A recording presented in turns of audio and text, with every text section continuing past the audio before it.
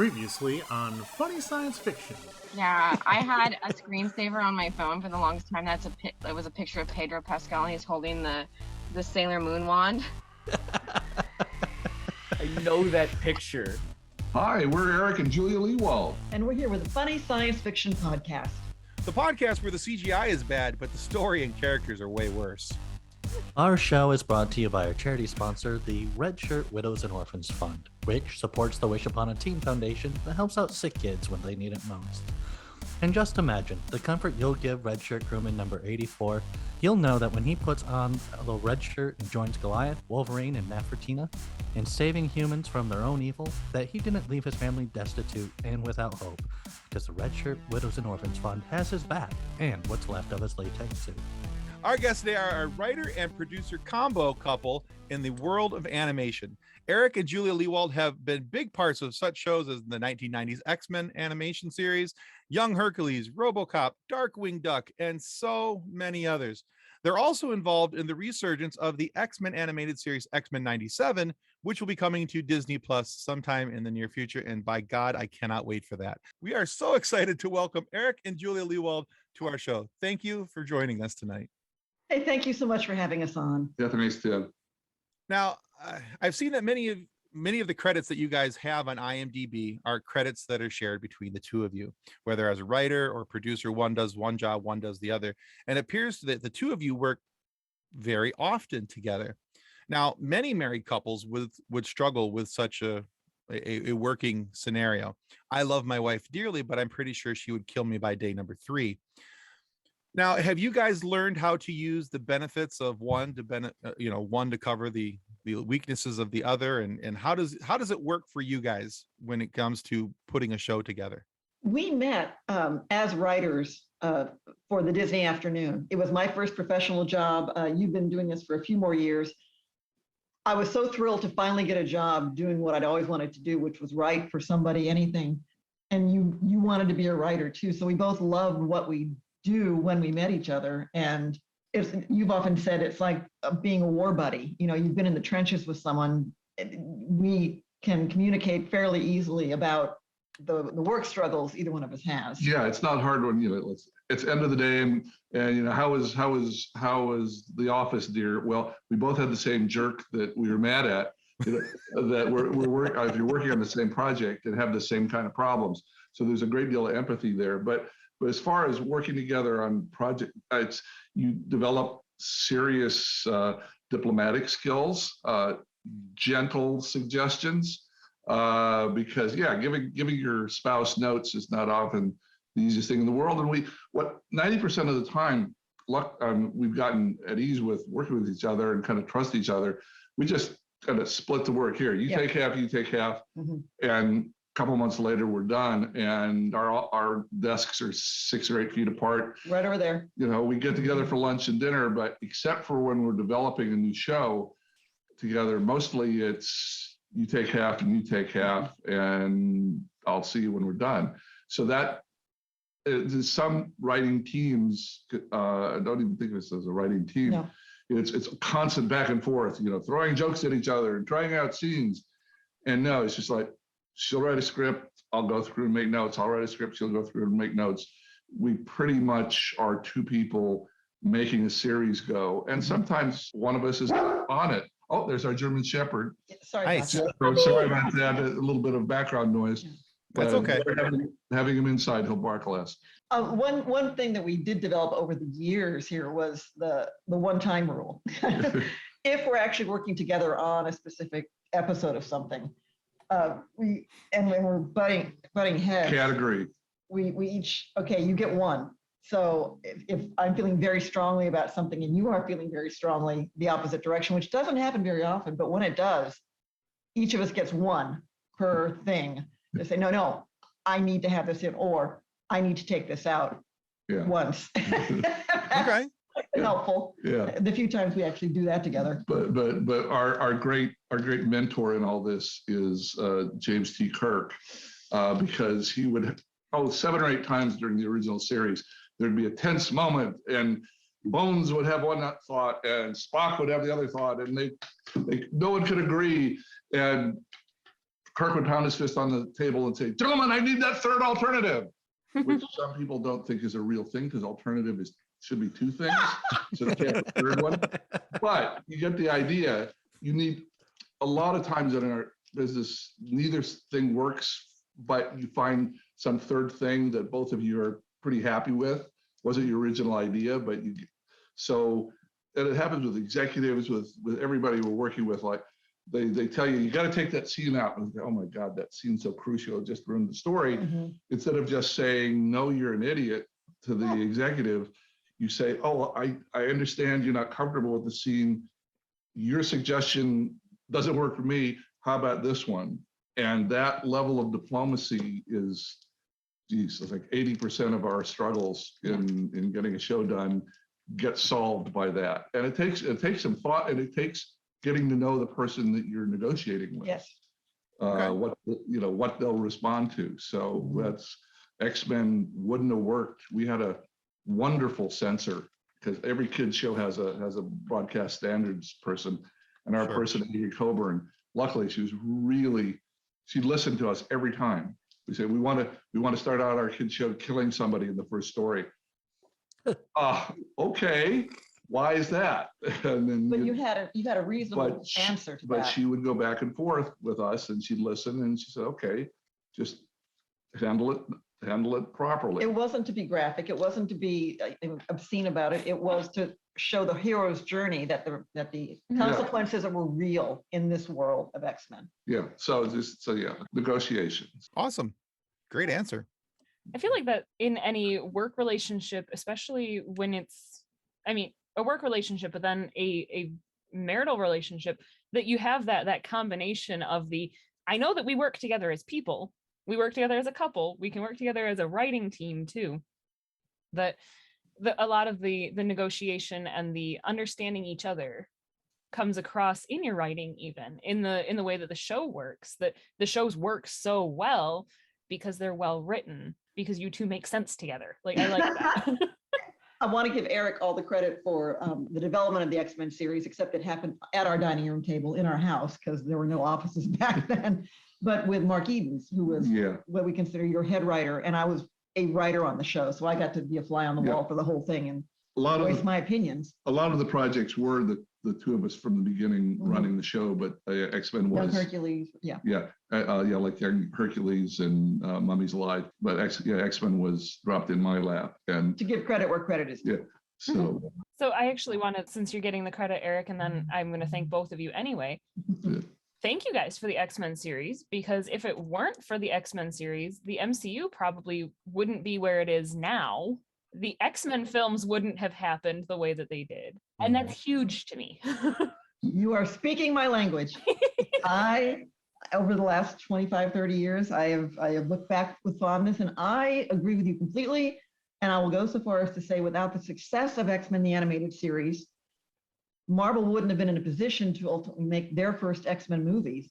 No. There was an audience there because of X-Men, the animated series, because incredible as it was to believe, in '92, the general audience of America did not know who the X-Men were. No, not at all. Bingo.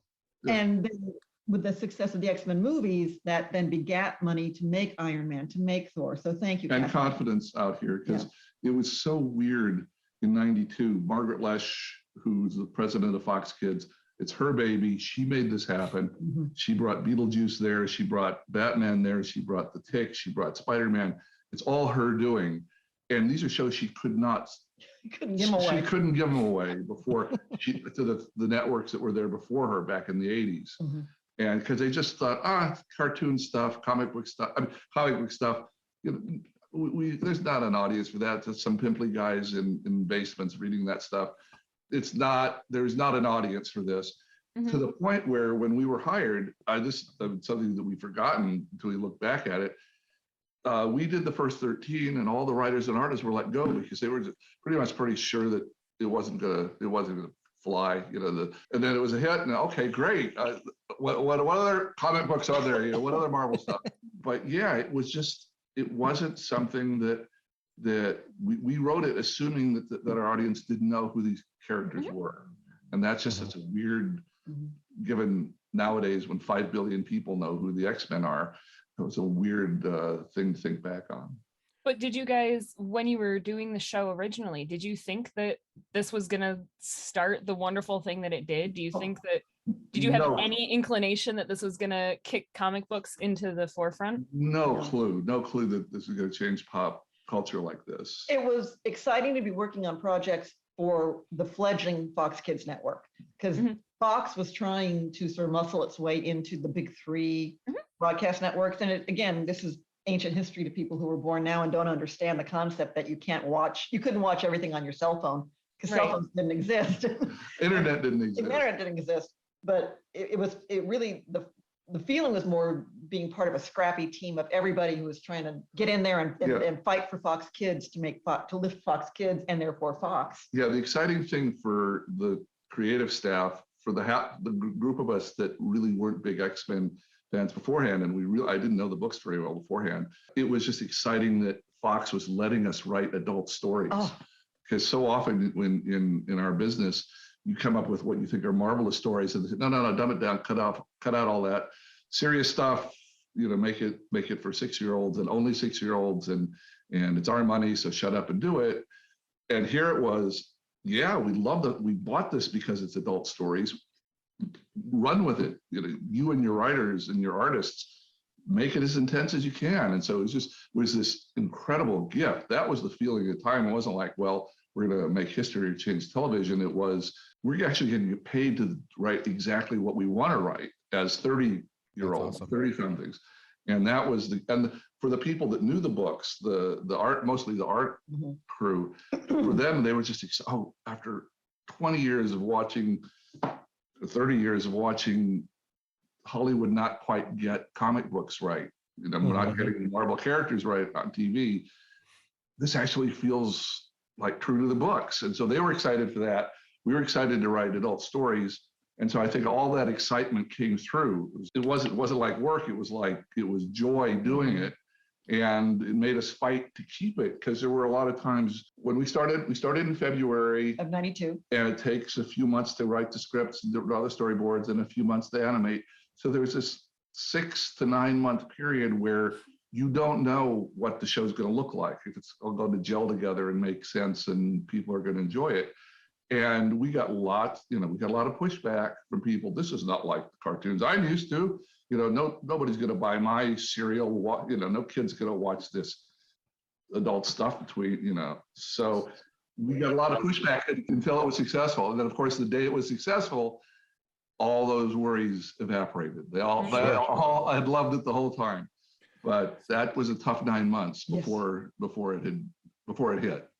See, now your guys' show in '92 came out. I had started really kind of getting into comic books about 2 years previous to that. I was in 8th grade. So you guys came out when I was in the 10th grade.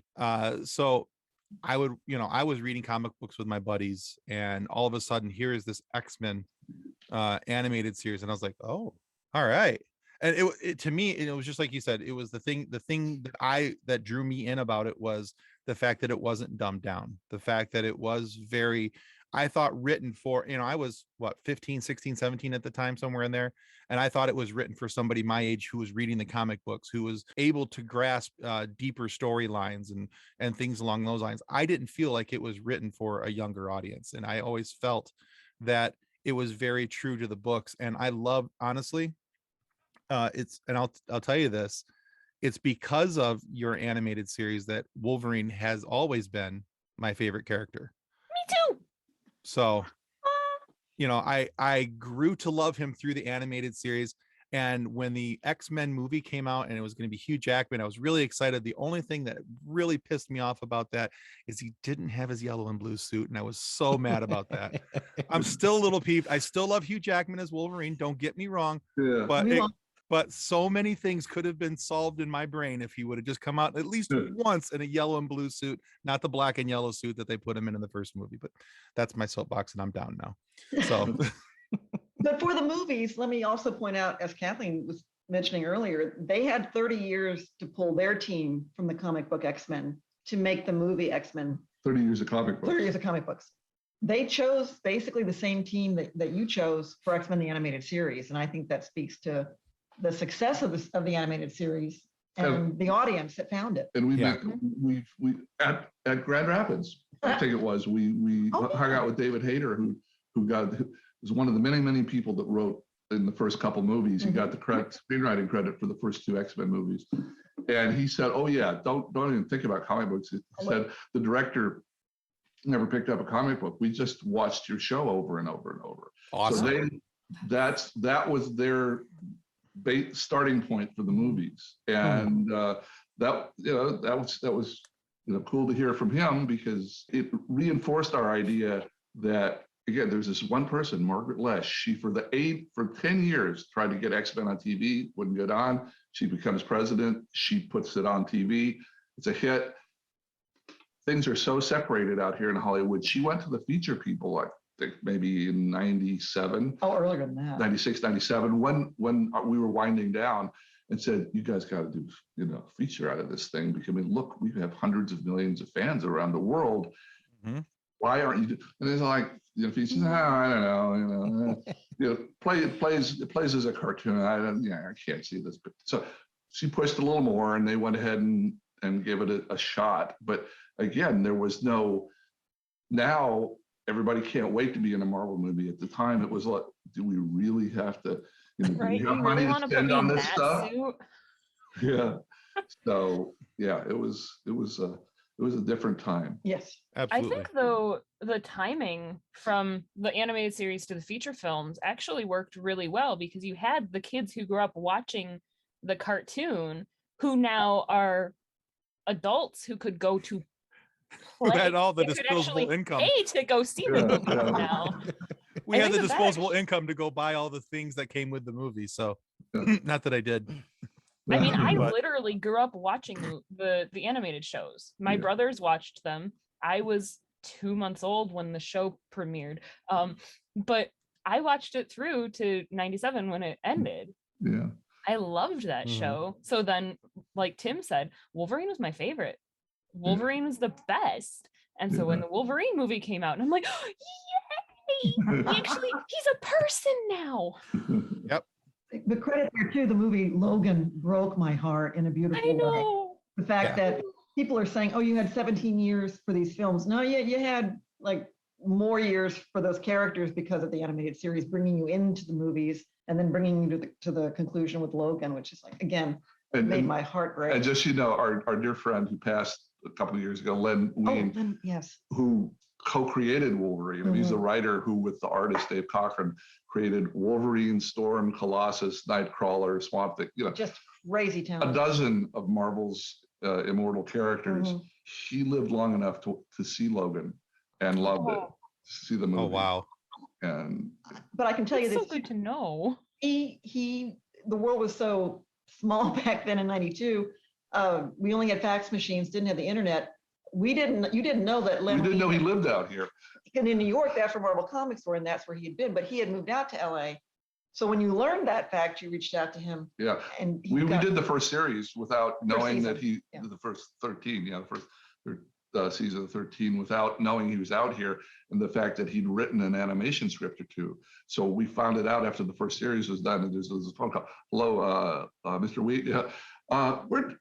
We're starting a second. So we called him in between seasons, and he's just wonderful. He was cool. the humble guy we ever met. One of the point to Wolverine I wanted to make about Len Wein was he got to write the episode in the last season, Old Soldiers, which is an episode with Wolverine and Captain America, and couldn't get permission from anybody at Marvel to use Captain America, but it's Len Wein writing the script, so he was able to make that magic happen. But FYI, Len Wein is of the opinion that there are no bone claws. For the canon. For his canon, there are no bone claws. Yeah, it's he's- all cool. because in Old Soldiers, there's a moment where he and Captain America are trying to climb a mountain face, and Captain America hands him some rappelling hooks, and he goes, "Oh, cool idea." So the irony is that in a few decades, he's going to become an adamantium monster. But there is a split in the Marvel world, in the canon. Some people are adamant that no, Wolverine's always had extendable bone claws, and they just got covered with adamantium when he got adjusted. But no, There you go. From Len Wein. he didn't start out that way. I never liked the bone claws thing. I've always I've always liked the fact that he got those as part of being, part of Weapon X, and just so that's just always I've always leaned that way, but that's just me. Len Wein agrees with you. So you guys have definitely had a lot of projects that you're proud of, but was there like a smaller project that you guys have worked on that just needs a little more love? Well, 2 or 3, yeah. I got to work on, and I'm very proud of the work on a 3-part limited miniseries back in the day, Red Planet, based on Heinlein's book. That it was just all her, not me. But it was not available. It was not produced by a major studio, so it's not been available for repeats, reruns, or anything. So it kind of is out in the ether there. But I was very proud of that and happy about that. I love the work you did on the original animated series, The Tick. He's uncredited on that, but you were key to the development. Yeah, and that's when people know. It just was when Ben Edlund, who's this incredibly creative person, who's 23 at the time, some child. Ridiculous. Anyway, we've just had a season or 2 of X-Men, and it's a huge hit. And he brings his 13 comic books that he's written about of The Tick to say, well, could you make a TV show out of this? And Fox looks at it and said, this is the most amazing stuff we've ever seen. This is the best pitch we've ever gotten. And so he had no TV experience. So they asked me to help him to write the pilot script for it. So I basically took part of his stories and wrote the pilot script and then handed it to him. And then the person who's going to be the showrunner, I was in the middle of doing X-Men. So I would have loved to have been, heavily involved in the show. It was just like, I helped them get started. Easter egg alert. In the original pilot for the Tick animated series, Arthur gets fired from his own browbeaten boss, and the browbeaten boss's name is Mr. Wiederspawn, and that was our brother-in-law's last name. So when you hear the name Wiederspawn, Eric putting that in the show. So that's awesome. Proves he was there. That's awesome.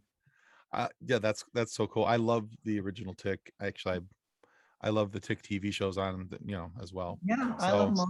One that didn't get a lot of love, that because the idiotic studio didn't bother to put it on anywhere but 4 a.m.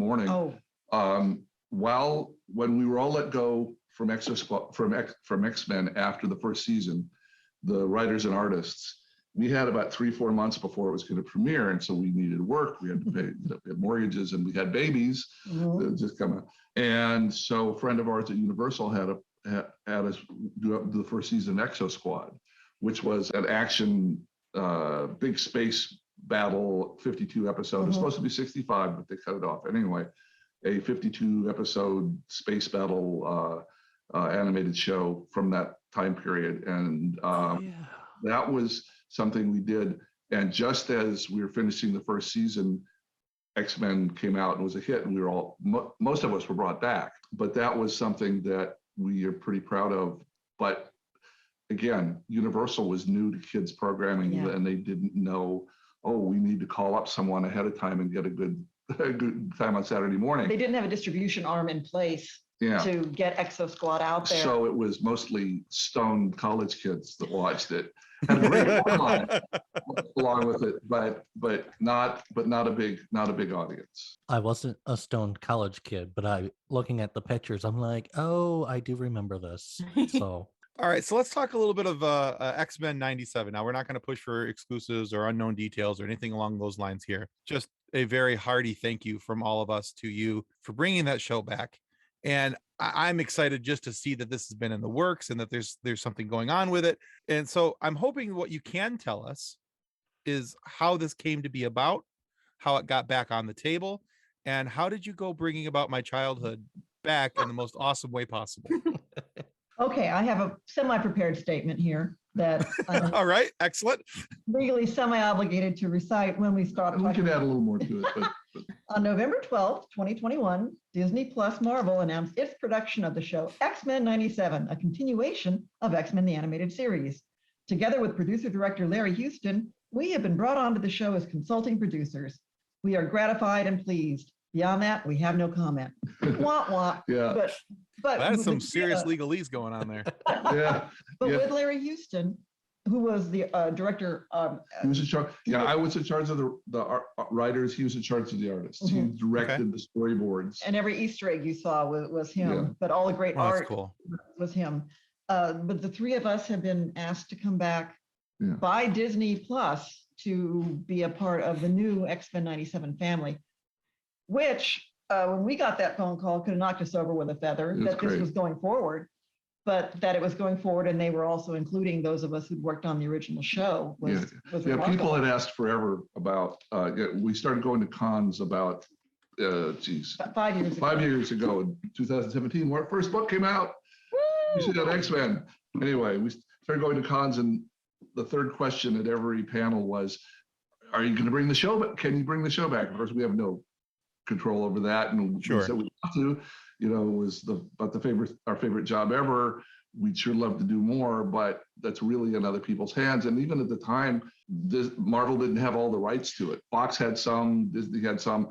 It was all split up. And so they weren't, there was just no way they were going to do a new series because they just weren't ready to.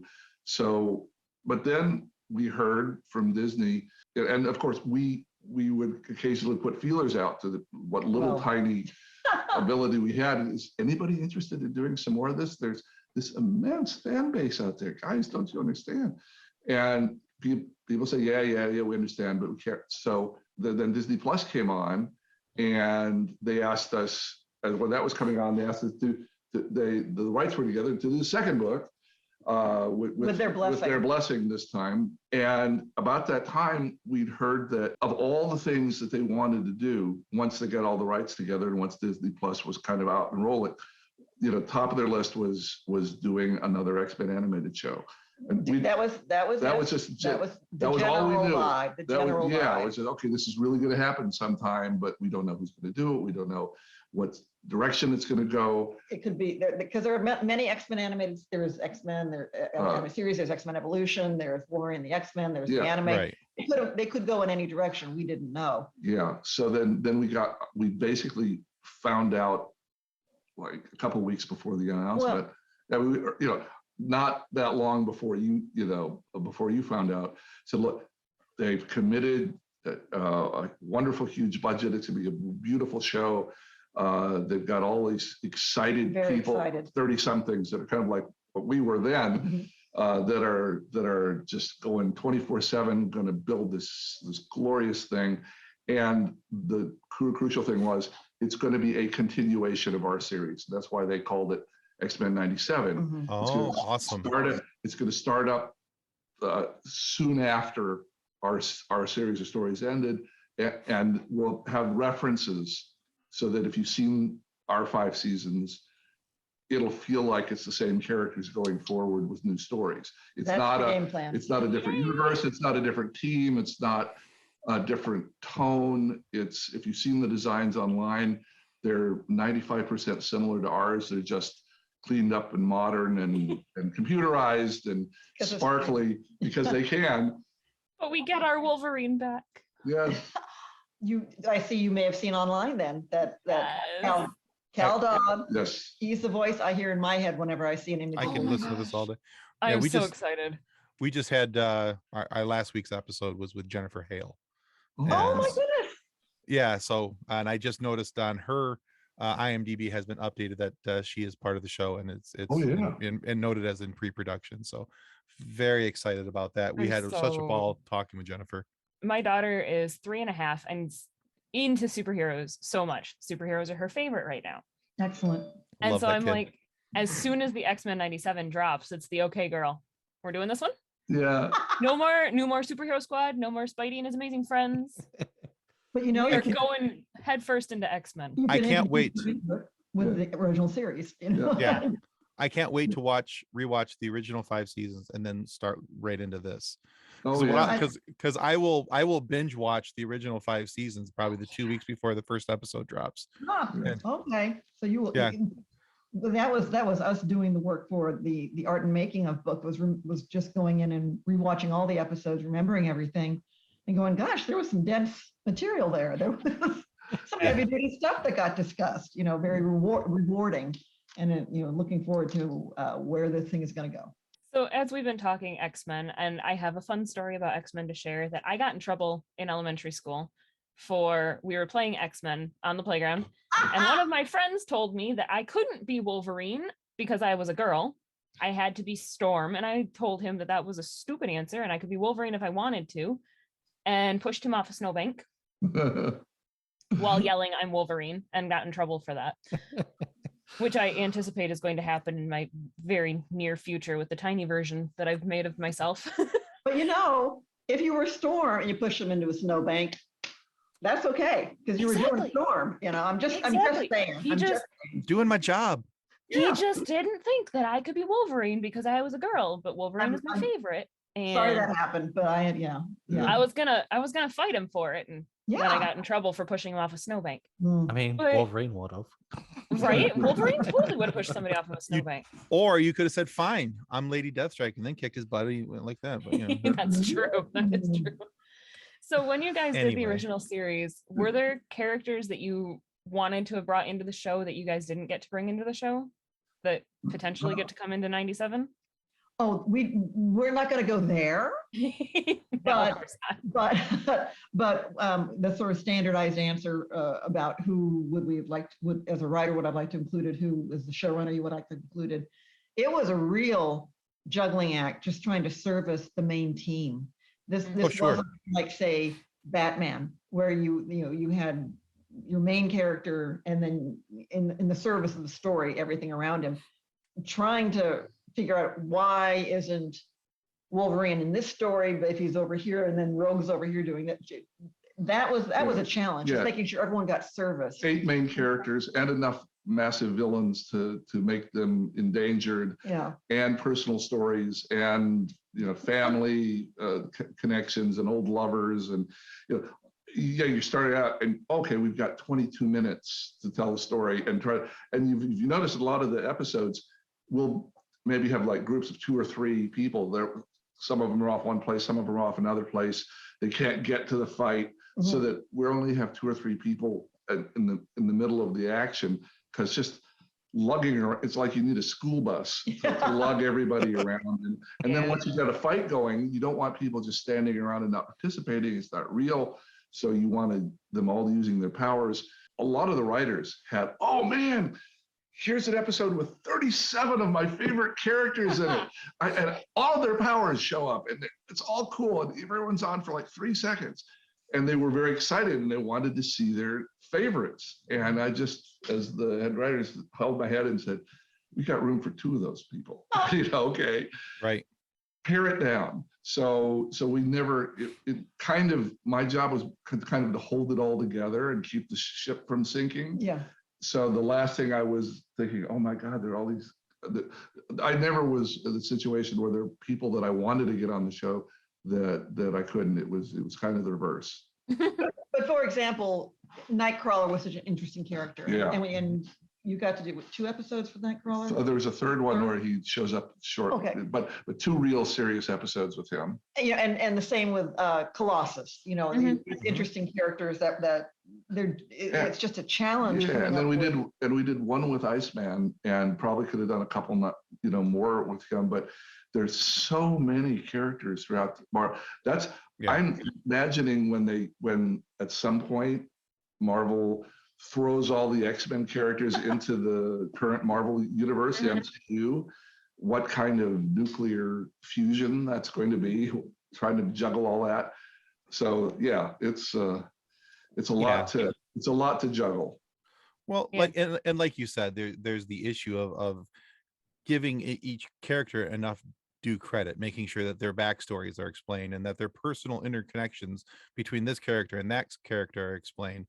And a lot of people complain about the love lives and things of daytime drama characters, but I don't think they've really read enough comic books, because they'd stop complaining. Because I think the only thing that has more of a detailed sexual history is possibly Greek mythology. You're not wrong.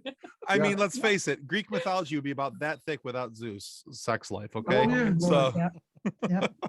got babies everywhere. We talk about that. X-Men really is a soap opera, and we agree with that. And I I grew up with my dad reading me Greek mythology and Norse mythology. Your father was a professor. Yeah, and so that was, and he didn't have any sense of what's inappropriate for a 5-year-old.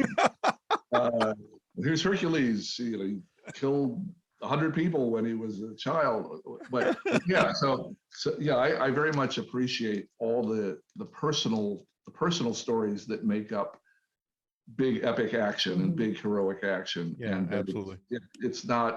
It doesn't really resonate with people, doesn't really stay with people unless the personal element's in there. Yeah, I'm one of those people that, like, I know people got sick of the Marvel origin story movies, that individual characters getting their individual movies. I would watch those all day, every day, for every character if they did it. I want a Gambit one so bad. Oh, Yeah, We almost had one with Channing Tatum. yeah. Almost had one, and that so ticks me off. But yeah, Gambit is probably my second favorite character past Wolverine, and they only have had him for a little bit in that X-Men Origins Wolverine movie. And I love Taylor Kitsch. I'll just, I got no, but there's sometimes in the animated series, there was a chance to every half hour over the course of 5 years to sort of meet these characters and get to know them. Mm-hmm. Movies are tough when you expect between an hour and a half and 2 hours to tell the whole thing and introduce everybody, do the thing, have the conflict, and then resolve it. Yeah, you got to bookend it in that time. So the animated series did have that luxury of introducing the players and letting you get to know them over a period of time, and I'm grateful for that. And I think too, with the Disney limited series now, Well, that's with interesting. Yeah. I love that. And if that's what they keep doing with, as they're introducing characters to the multiverse, that would be awesome. That would be fantastic. With this is how we're going to sneak this person into. He's already been here. You just didn't realize it. It's like, I just want them to fix their pacing problem. Other than that, we're good. I think there's a pacing issue with the miniseries, but that's just me. still working out a few kinks. It's all right. I'm getting characters that I wouldn't have gotten any other way. So for the most part, I'm sitting down and shutting up. But I just, since we're talking about it, I just let it slip out. But there's that. As far as Gambit goes, I still prefer a staff and playing cards as my weapons. So I actually learned how to throw playing cards because of that. But I was going to say, who among us did not throw playing cards? And I was an adult. Right. So disappointed when they didn't do anything when they hit the object. We've had a lot of inspirations that we get as we're growing up. What were the inspirations in your lives to become writers?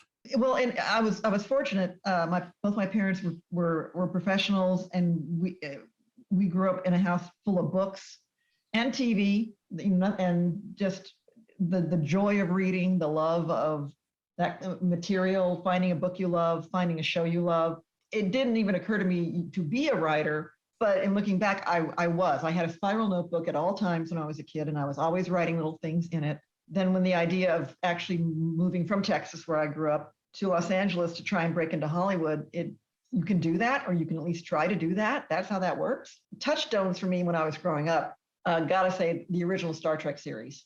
That, boy, did that imprint on me.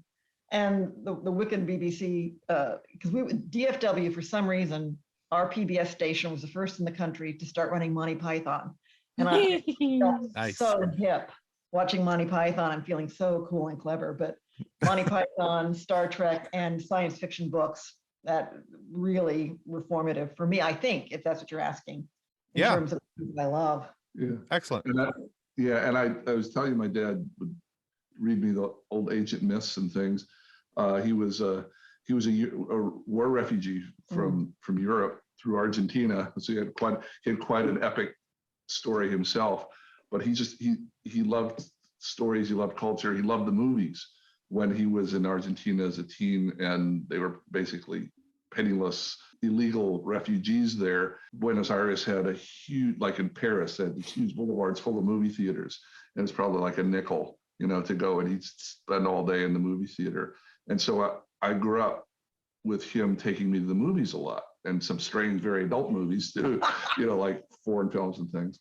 So I grew up appreciating storytelling through him, and wasn't quite sure where that was going to go, but just in college, the movie thing hit me, and I and a bunch of friends, 4 or 5 of whom worked on X-Men, were in the University of Tennessee. The people that programmed the movies for the students. I mean, people don't realize it was before home video, so we programmed like 190 movies a year at the university, and in effect became it was our own education, because we had a group of about 25 people, committee that would fight over which movies we were going to show, and horse trade, and it was like being a politician, and I'll show 3 of these epic westerns if but I'll give you your 2 romantic comedies and all of that. So loved going to the movies, and came out here,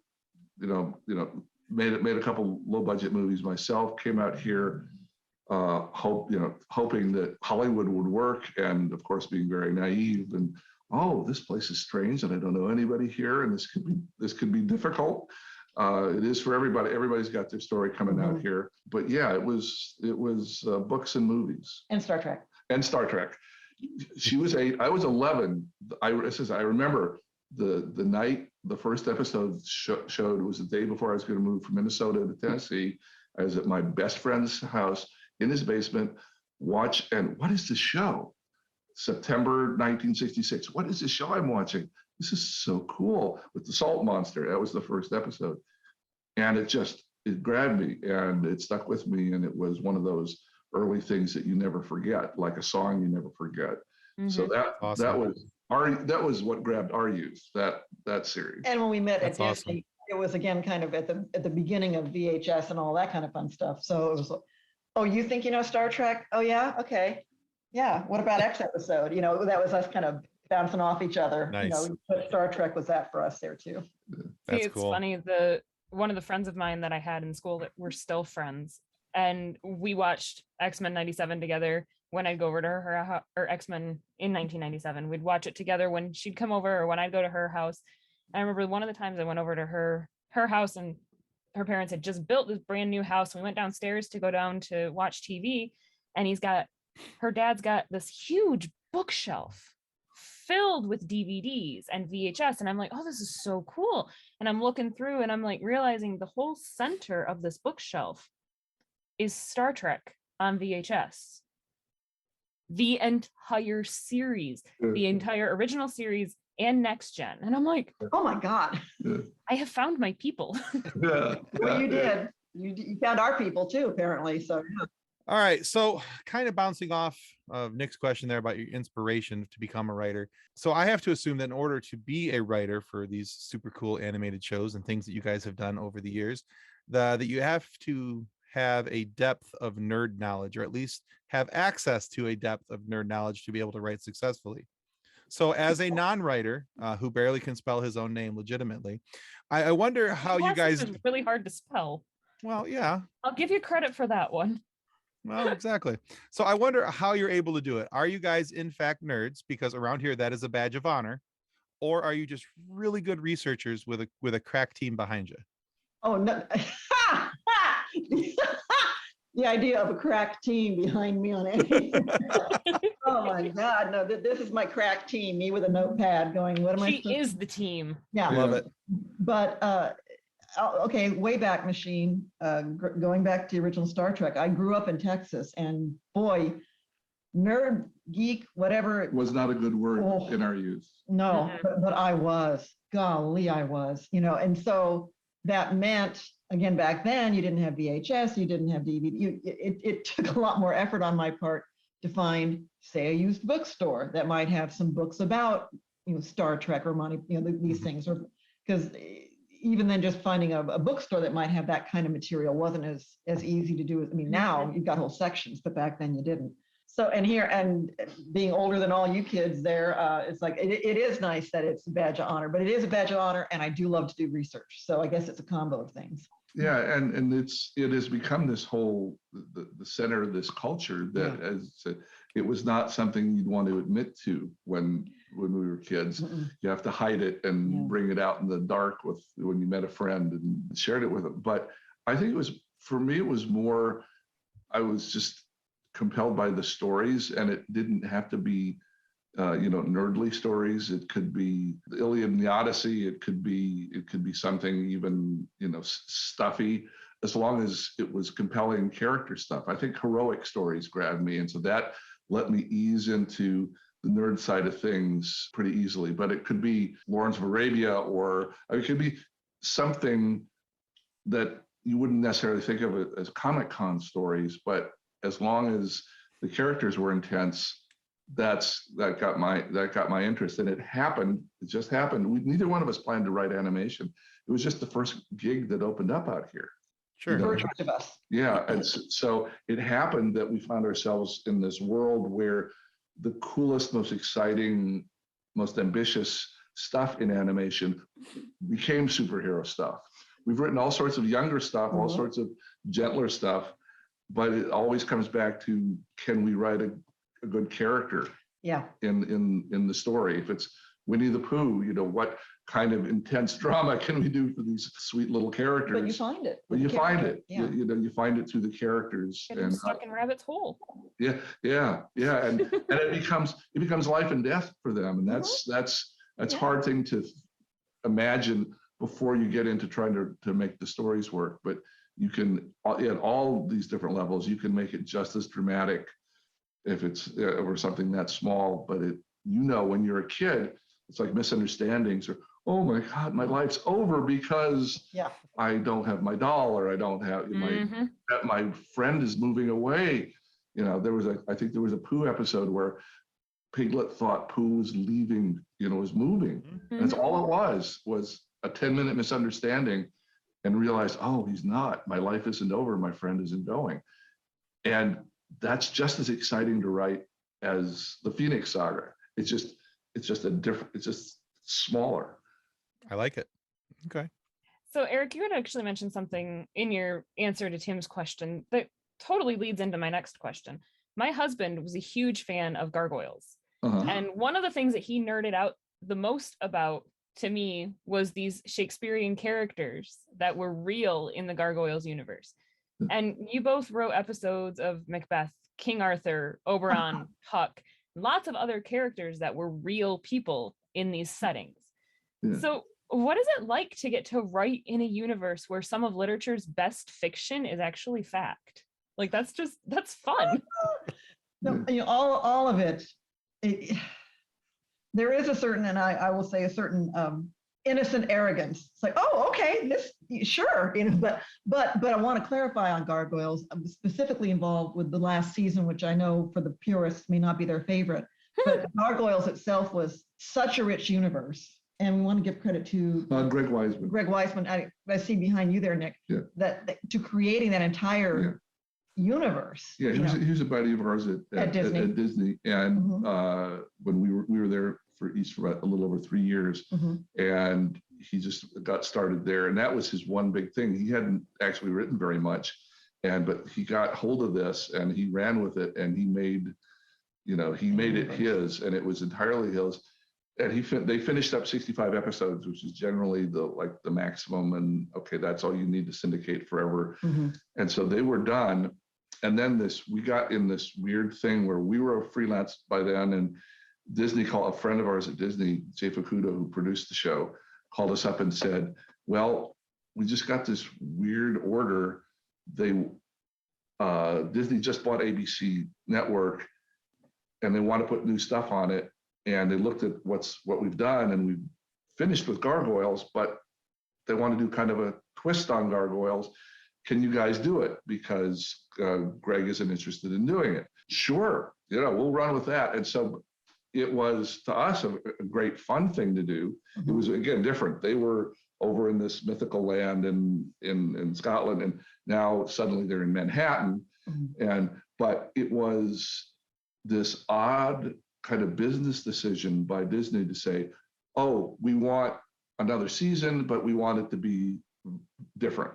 And that was cool for us, because we got to write 13 fun stories.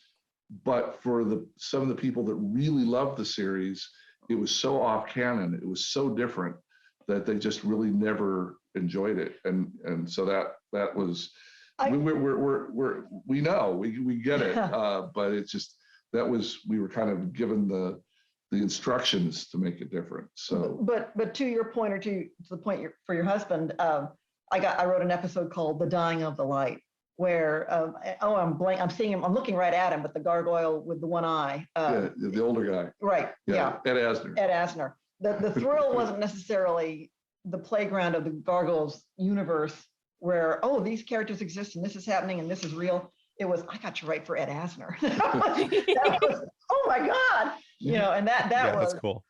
That was a big thrill, so that was fun. Yeah, we were gratified to be able to be part of that for a season, and yet it was because it was odd because the bosses wanted it different. So there's your sum of our year on the show. But I got to write for Ed Asner. Yeah. That's one of the shows that my husband's like, I can't believe you didn't watch that. I'm like, I wasn't allowed to. That was one that my mom was like, no, you're not watching that. Okay. It freaked her out. She wasn't okay with that one. I watched X-Men. I watched Darkwing Duck until I got banned from watching Darkwing Duck. It's a great story. Tidbit here, at Fox Kids, you worked on the last season as a showrunner on Beetlejuice when it moved over to Fox Kids. And asking them a couple years later, like on X-Men, it's like, are you getting any kind of like angry mom letters? That was always kind of the phrase, the angry mom letter. Mm-hmm. And X-Men, in spite of the stories in spite of the quote unquote serious heavy duty adult violence that pervaded the series, very few angry mom letters. Of all the things, they said their biggest problem was Beetlejuice, because middle America devout parents were not keen on a show about a demon from the underworld. Right. The lead character and the aspirational, mischief maker. So yeah, they a lot of families found Beetlejuice demonic, which of course we chuckle at. We're writing it because we're just having fun with this goofy character from the movie, but you can see the connection. Mm-hmm. Yeah, definitely. Yeah, the gargoyles thing growing up was that the gargoyles freaked my mom out for some reason. I don't remember what it was exactly. Mm-hmm. Darkwing Duck, I got in trouble for telling an adult to suck gas, evildoer. And I was told I was no longer allowed to watch the show. Did you say cool beans to anyone? That did. I still say cool beans. I still say which is really, it's great though. I've actually got all of Darkwing Duck on DVD because my husband bought them for me. Oh, nice. Much to my mother's dismay. And yet another episode where we bring this up and your mother's she's gonna watch this one and be like, seriously, again? Hi, Kathleen's mom. We even got who was it that we interviewed? Michael Bell. Yeah, Michael Bell. I got the voice of Quacker Jack. I've got an autographed picture from him, and my mom was like, can't believe you brought that story up again. I'm like, I'm gonna keep bringing it up because it's comedy gold in my opinion. So we have a Facebook group that has over 200,000 members, and it is just filled with meme after meme after meme after meme of science fiction stuff. Wow. So what two characters, you can each pick one, would you like to see come together from two different universes and to have their own show together? Me and Spock. That's what I want. I've always wanted that. I've wanted that desperately my whole life. But you're just saying in the realm of pop culture science fiction, which two characters would be for me fun to have aside from me and Spock? Okay, I'll think on that for a moment. So there's almost too much to choose from. If we, there is. Yeah, they could either be enemies or they could work together. Magneto and Kirk. Ooh, that's interesting. Okay. Battle of wills between. All right.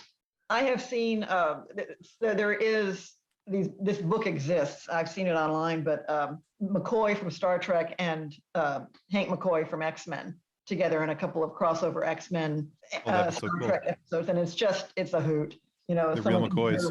McCoy, and both heads snap, and then they turn back to each other and kind of growl at each other. Yeah. That would be cool.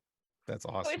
if it's you and Spock, Mm. it's Nimoy Spock, right? Yes, Oh, yeah. Oh, yeah. gotta be. And we're on the USS Optimi, and I'm the chief medical officer, and that is our ship, the USS Hope, that goes out there and is after wars and stuff. It's a medical ship, and I'm in charge of the ship. Well, But somebody's Spock- I feel thought like about you put a lot of Wait, thought into wait. this. Sorry, you touched a deep nerve. You touched it. This is clearly this has never been thought about before. So No, never no. come up. No, no. And Optimi, because corruptio optimi pessima, the corruption of the best is the worst. So Optima being the best. So going out there and you're saving people who've been hurt by war. Golly, why haven't I written that yet? Come on, that's some fanfic that goes back 3, 4, 5 decades. Yeah. There you go. There Write you it go. down before you forget it. Oh, I Got the won't do notepad. that. All right. Well, Eric and Julia, we're at a point in the show where we like to take our guests through a little bit of a quiz. Okay. And so what we decided to do, typically what we do is something about the guests, who they are, what they've done. And so since we've been talking a lot about X-Men and we're talking a lot about X-Men 97 and how cool it's going to be once it comes back, we thought what we'd do is we would take you through an X-Men quiz. It's 4 questions long. All right. I love the look of worry. That's awesome. All right. So it's a 4-question the look quiz. of worry is followed by them completely destroying your quiz. Yeah, I know. They're going to That's the stomp game all over it, plan. and that's okay. Lulling you into a false sense of security here. Yeah, All right. yeah. So it's a 4-question quiz. All the questions are multiple choice. If you get 3 of the 4 questions correct, we want to send you this book, which is called Custodians of the Cosmos. Now, this is written by Drayton Allen, also Nick's dad, who is the founder of our Facebook group. Now, Really? this book is written about a young man who wanted to join something quite like Starfleet, but not Starfleet for litigious reasons. And after he failed and rejoined as a custodian, it allowed him to boldly clean up after those who had boldly just went. So that's the book, and we'd like to send that to you. Okay. We'd like to win it. We'd like to get All right. it. Okay. All right. Sure. So all right. So there are 4 questions. 3. If you get 3 correct, we send you the book. If you Okay. get less than 3 correct, we take a picture of you, we make a meme out of you, and we put it in our Facebook group as our fun sequence. Oh, God. Okay. We better suck it up. Here. Yeah, okay, here we go. But if you do get a meme, you're in good company. Dan Povenmire from Phineas and Ferb also has a meme. So Ooh. Can you take a picture of us with this over our faces? Just sure. Okay. Yeah. All right. Take us out, Nick. Where do the X-Men train? Is it the Chaos Room, Danger Room, or the Crisis Room? B. Danger room. You are correct. Question number 2. Which mutant is a Holocaust survivor? Magneto. That is Oh, we correct. didn't get it. We did not get our 3. You got it right. You've totally made me blur. So sorry, I did that That wrong. was your Magneto power there. But we didn't get our 3 choices. You either. did not, And you but got it right, right? you totally got it Oh, right. you totally got it right. Jumped ahead. Okay. Tell me that Bring it. tell me that your questions aren't strong enough without telling me your questions aren't Right? strong enough. Gosh, Tim. We need a better writer. We do. You know anybody? What is Kitty Pryde's original code name? Is it Pixie, Storm, or Sprite? Number 3. Sprite. You are Right. correct. Woohoo! We got the book. You We got the did. book. But you have 4 questions. You got one more. Yeah, we're willing. So we're question willing. number 4, just so that you can make Tim feel like his quizzes are too easy. Hey, we should know this stuff. Oh, I upset Tim and made him leave. No. What device did Professor X create to locate other mutants? Was that A, Danger O, B, Cerebro, or C, Jarvis? B. It's B, but I liked A. Thank you. Thank you. I'm surprised And- Spaghetti-O wasn't an option on that one. Honestly, don't push me because it almost was. Guys, I hate to say this because I know I'm late with my answer, but you wanted the 2 characters from Pop Oh, and Sure. I figured out a much cleverer answer than my first one. which If I, one? if I can cheat on this, Sure. Apocalypse from our show. Okay. I know where you're going. You know where I'm going. Oh, And the first Klingon commander in Star Trek, the original series, Kur, who fights with Kirk. It's like episode 26 David or Duff, I think it 27. Anyway, it's at the very end of the first season. first time you meet the Klingon commander.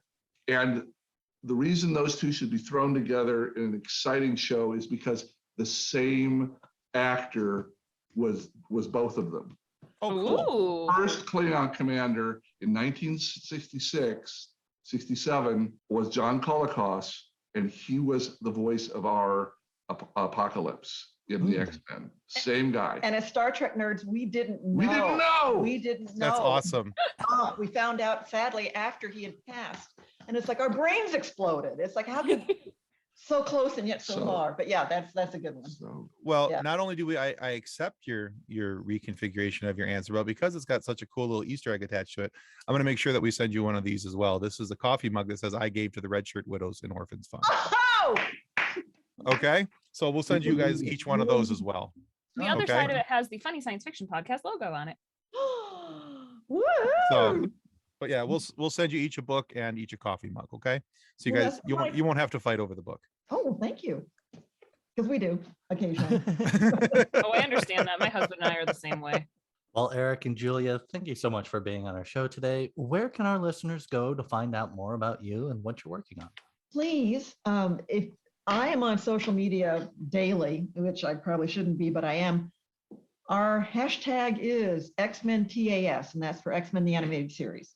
So X-Men TAS on Facebook, X-Men TAS on Instagram, xmentas.com is our website where we have some blog postings, behind the scenes photos and all kinds of fun stuff. So the big Facebook, Instagram, and a blog spot. So please come find us. We try and communicate with folks as best we can. I think, Awesome. Tim, isn't that how you found us? Was Twitter, I think, yeah. And hopefully we'll be getting out to a few more cons as hopefully the years, including Grand Rapids. Ooh, Yes. Looking forward to seeing you there. yeah. I've already texted my husband with the We're going Comic-Con to in Grand November? Rapids. I mean, it's 45 minutes from my mom's house. Come on. Well, There you so that's us. We were out there shouting in the wilderness for the last several years about X-Men. Anyone remember X-Men? Because It was kind of quiet for a while. yeah, but that's what got him going on writing his first book called Previously on X-Men, which is an oral history of the show. And you can That's get cool. it through Jacobs Brown Media or through Amazon or through our website. And then that gave us the excuse when they called us to write X-Men, the Art and Making of the Animated Series, also available through Amazon, Abrams Publishing. We encourage you to reach out to your local comic book shops because these last 2 years have been rough. But Yes. those are the ways to get the book. Find us on Twitter, and we have links to Amazon through there. Awesome. Perfect. We are going to definitely link all of your socials. Oh, thank you. Yeah, we want people to find you. We want to support the arts, support X-Men. 'Cause we love them. Exactly. That's how we get this stuff to come back and be awesome. And we also want to take the time to remind everybody that subscribing is the single most important thing that you can do to help us to continue to grow, to continue to get amazing guests like Eric and Julia Lewald here today, to have these conversations with us and enjoy these little moments of nerdery and just to be happy. So please click that subscribe button down there. It does more good than you think it's going to. And please click the links down below. Go check out Eric and Julia's sites and make sure that you're following them for news and updates as it comes along. And if for some reason you are not happy with the content of our show today, please feel free to lodge a complaint with the head of our complaint department, young Hercules. Virtuous and pure, yet strong enough to rebuke any attempts of bribery or threats of a physical violence. But because he is a demigod and a little busy handling complaints from the world over, if you know what I mean, you might want to keep an extra copy of that complaint around just in case. But rest assured, due to his strength and stamina, he won't rest till the case is closed and you're satisfied. Well, thanks again, guys. Thank you, Nick. Thank you guys so much. This has been a lot of fun. All right, guys, that's going to conclude us for Funny Science Fiction Podcast. Goodbye.